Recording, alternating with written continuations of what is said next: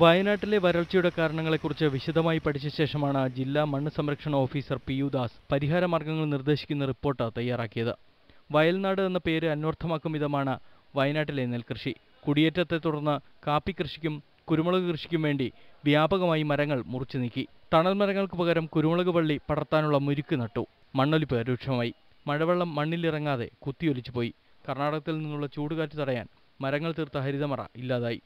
മണ്ണിലെ ജലാംശം പോയതോടെ കാപ്പിയടക്കമുള്ള കൃഷിയിലെ വിളവ് 4-1 കുറഞ്ഞു. 1.5 ലക്ഷത്തോളം വൃക്ഷത്തൈകൾ തനത് നാടൻ ഇനത്തിൽപ്പെട്ട വൃക്ഷത്തൈകൾ നട്ടുപിടിപ്പിച്ചുകൊണ്ട് ആ നട്ടുപിടിപ്പിക്കുന്ന മരങ്ങൾ 3 വർഷത്തേക്ക് പരിപാലിക്കുന്നതിന് കൂടിയുള്ള പദ്ധതി ഇതിനകത്ത് ആസൂത്രണം ചെയ്തിരിക്കുന്നു. ഒപ്പം തന്നെ നീർച്ചാലുകളുടെ വശങ്ങളിൽ ഓട, മുള അതുപോലുള്ള ജൈവ വൈവിധ്യം വർദ്ധിപ്പിക്കാവുന്ന രൂപത്തിലുള്ള പദ്ധതികൾ ആവിഷ്കരിച്ചിട്ട് മൊത്തത്തിൽ വലിയ ജലാശയങ്ങൾ, വലിയ ഡാം എന്നുള്ള കൺസെപ്റ്റിൽ നിന്നും മാറിക്കൊണ്ട് തൽസ്ഥല ജലസംരക്ഷണത്തിന് ഊന്നൽ നൽകിക്കൊണ്ടുള്ള പ്രവർത്തികളാണ് മുൻതൂക്കം കൊടുക്കുന്നത്. നമുക്ക് അത്തരം പ്രവർത്തികളിലൂടെ തന്നെ വയനാട് വിശേഷിച്ച് മുള്ളംകൊല്ലി പുൽപ്പള്ളി പ്രദേശത്തെ വരൾച്ചയ്ക്ക് ശാശ്വതമായിട്ട് പരിഹാരം കാണാൻ കഴിയുമെന്നുള്ളത് തന്നെയാണ് വിശ്വസിക്കുന്നത്. 15,220 ഹെക്ടറിൽ 11 സൂക്ഷ്മ നീർത്തടങ്ങൾ അടങ്ങിയ പ്രദേശത്തിനായി സമഗ്ര പദ്ധതിയാണ് തയ്യാറായത്.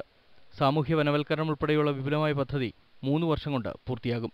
സജീവ്, ന്യൂസ് 18, വയനാട്.